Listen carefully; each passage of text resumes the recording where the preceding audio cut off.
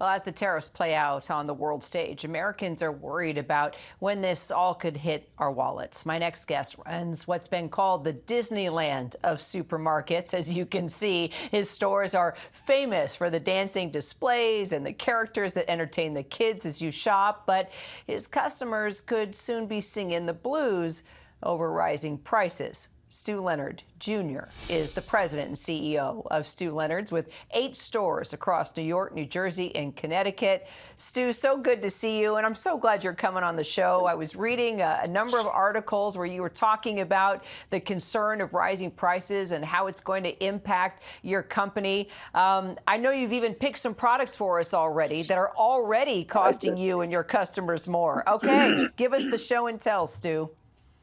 Well, you know what? The thing is, you mentioned earlier that prices have gone up. We haven't raised one price since the tariffs were announced. And most of our suppliers don't want to raise their prices. So there's a little bit of like, they're eating it a little bit right now. So we have a little reprieve right here. I think they're waiting to see how things work out over the next week. We're in sort of a wait and see mode right now, so we haven't had any price increases requests from our suppliers. Wow, how did you get so lucky? And how long do you think suppliers can hold out, eating it for a little while? Well, the good news right now is that at Stu Leonard's, at least, we're 80% perishable.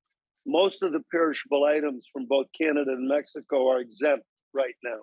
I do have a couple problems, coming up. And one of them is, here's a beautiful French champagne right here. Now, here's one that's made by the same family out in California right now, near Napa Valley, and it's half the price. So our customers now going to switch from a French champagne over to a U.S. champagne. The taste is very similar. The same example, like here's a wheel of French brie right here. Okay, this is $14.99 a pound. Now you have here's a wheel, small one of U.S. brie. I just had a customer taste them, and he likes the U.S. brie better than the French. So we're going to see some people shy away from buying European products and buying U.S. products instead. Okay, well, first of all, you have me ready for happy hour with the champagne and brie right now. My goodness, champagne problems is the saying. Yeah, thanks a lot, Stu. Yeah. But, kind of bringing it down to the average consumer, I mean, as soon as you say made in America, that's not such a bad thing.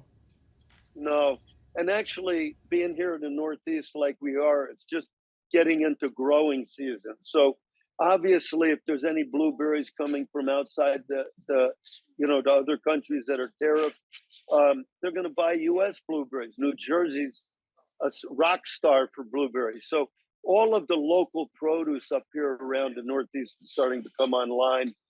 Our farmers that I've talked to on the phone, and I'm not doing it every day now, it's almost like a couple times a day because things are changing so fast. But they're overjoyed that they're feeling their farms are going to get more business this summer. So right now, I'm hearing a lot of positive from you. Are you, I mean, how long do you think you can keep this optimism up? I mean, there's got to be something that's keeping you up at night, because let me tell you something, this trade war is keeping a lot of people up at night, especially small business owners that I've talked to, Stu. Well, look, it's definitely, I'm not downplaying it at all. It's a very serious, and actually I'm a little nervous about the whole thing. This is like, Trump didn't just rattle a apple cart. He's knocking it over here. So nobody I've talked to, none of our suppliers, New Zealand lamb, champagne, tequila out of Mexico, avocados, nobody who we're buying from right now that we're importing from knows what's going on. And a lot of them are a wait and see. Now, one of the things, a couple of suppliers have already written in and said, we're going to raise our price, the amount of the tariffs. And we said, no, we're not taking a price increase. We're got to wait. And usually what we end up doing is if we find this is going to stick around a little longer, we'll work out a deal where you eat half the tariffs and Stu Leonard's Elite hats at tariffs. That worked really well during COVID. Our shelves were full, and we were able to, provide a lot of food for our customers. The same thing's happening now. Actually, maybe the tables are reversed a little bit now because Stu Leonard now has to help that small local farmer or producer out.